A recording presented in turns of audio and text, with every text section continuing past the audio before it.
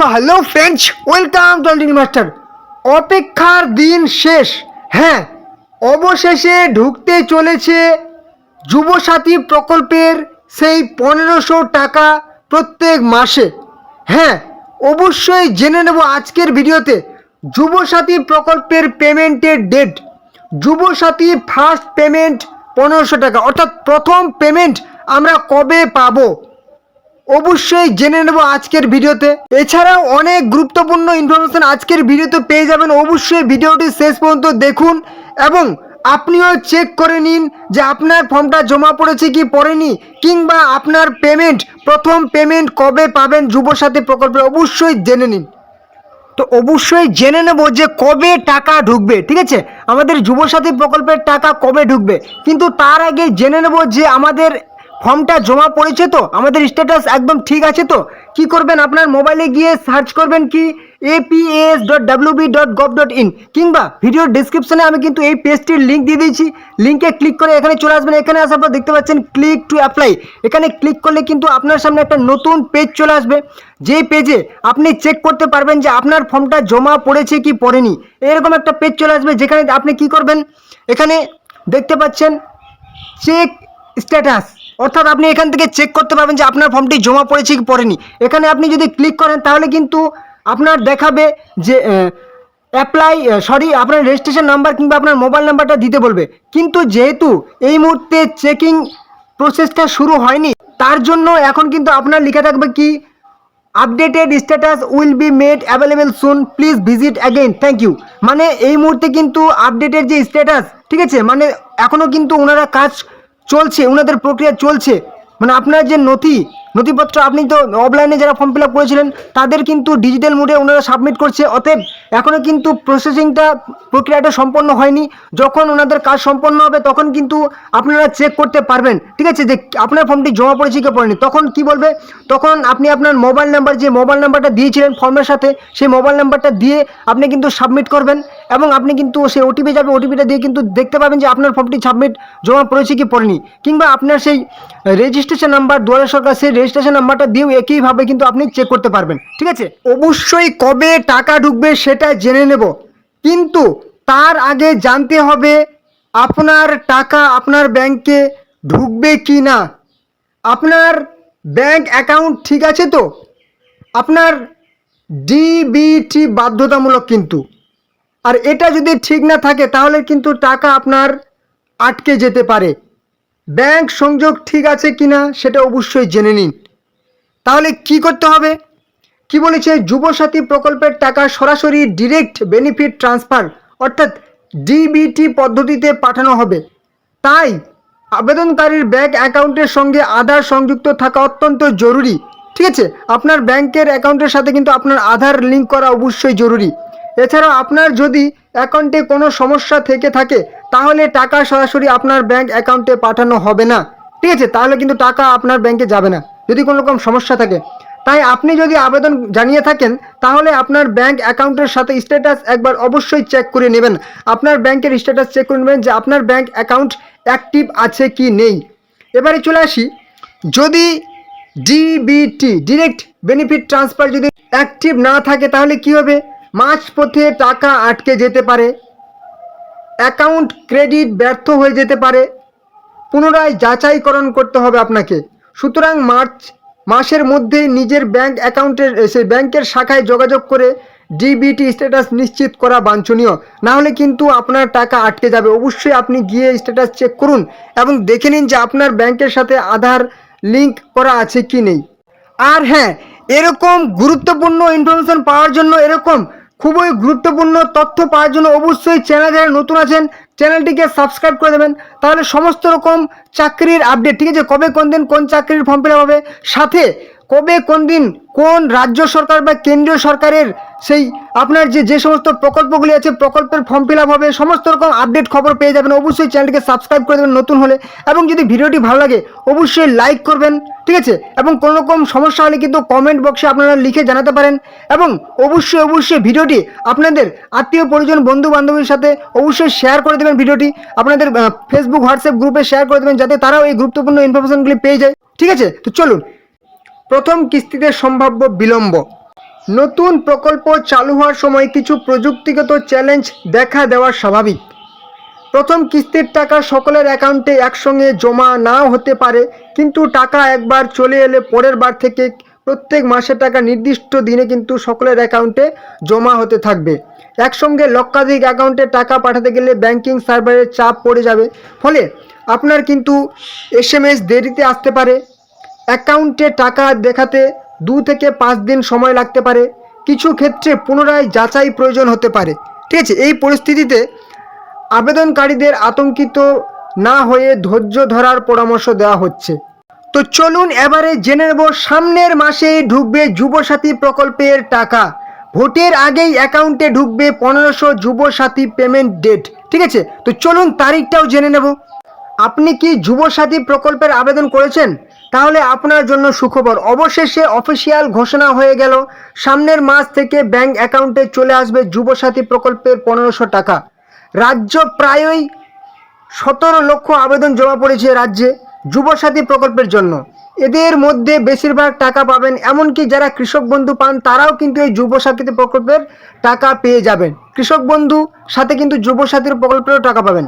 রাজ্য জুড়ে জেলায় জেলায় যুবসাথী প্রকল্পের ফর্ম বিলি ও ফিল আপ ঘিরে কিছুদিন ছিল চূড়ান্ত ব্যস্ততা।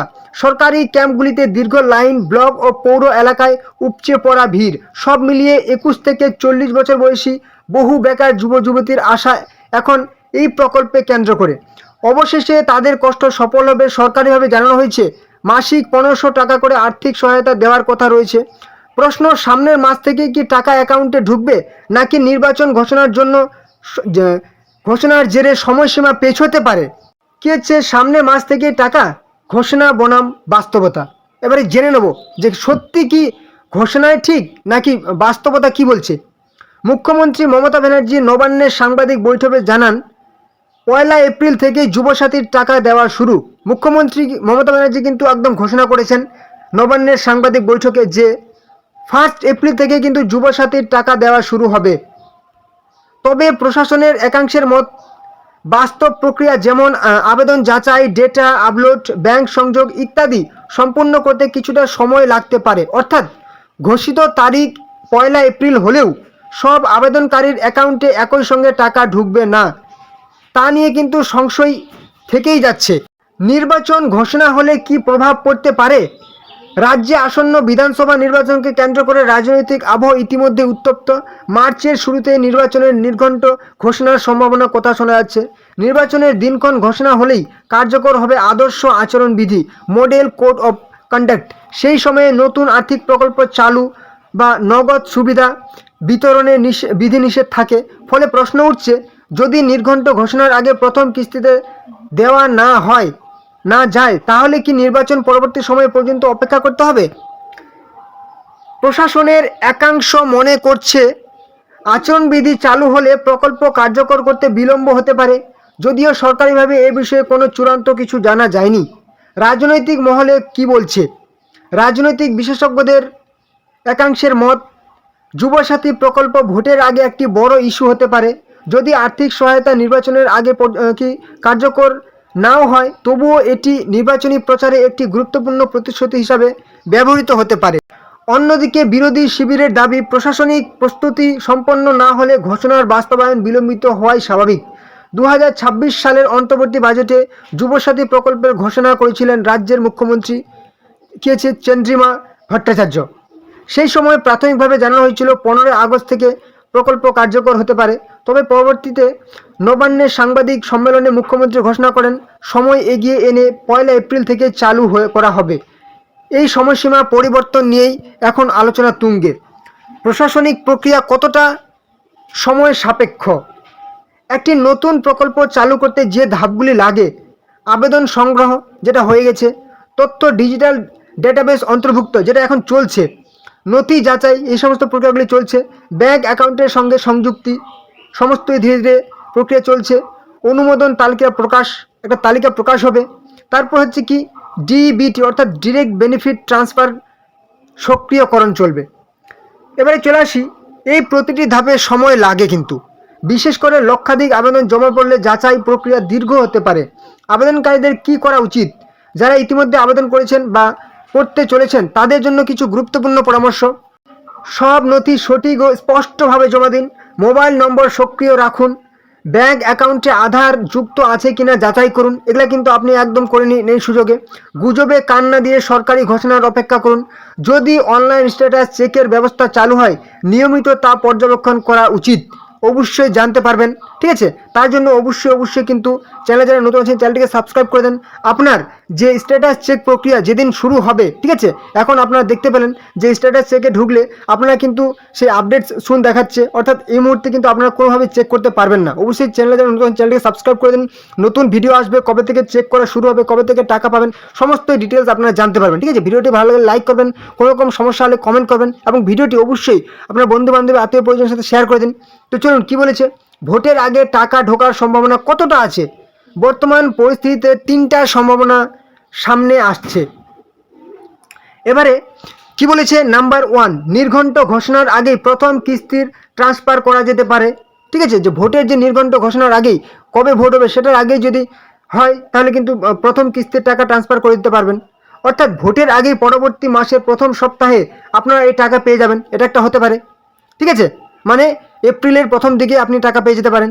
এবার কি বলছে, আংশিক অনুমোদিত আবেদনকারীদের টাকা দেওয়া হতে পারে, ঠিক আছে। এবং 3 নম্বর কি বলছে, আচরণবিধির কারণে প্রকল্প কার্যকর পিছিয়ে যেতে পারে, মানে এটা কিন্তু পিছিয়েও যেতে পারে। এবারে চলে আসি, চূড়ান্ত সিদ্ধান্ত নির্ভর করে নির্বাচন ঘোষণার সময় এবং প্রশাসনিক প্রস্তুতির ওপর, চূড়ান্ত সিদ্ধান্ত কিন্তু। তো এবারে বেকার যুবক যুবতীদের কাছে 1500 টাকা মাসিক সহায়তা বড় অঙ্ক না হলেও তা গুরুত্বপূর্ণ। যাতায়াত, পরীক্ষার ফি, কি হচ্ছে প্রশিক্ষণ খরচ বা ব্যক্তিগত প্রয়োজন মেটাতে এই অর্থ সহায়ক হতে পারে। যারা ইতিমধ্যেই সরকারি চাকরি পাননি কিন্তু চাকরির প্রস্তুতি নিচ্ছেন তাদের জন্য এটি অবশ্যই একটি সহায়ক অর্থ হিসাবে কাজ করবে।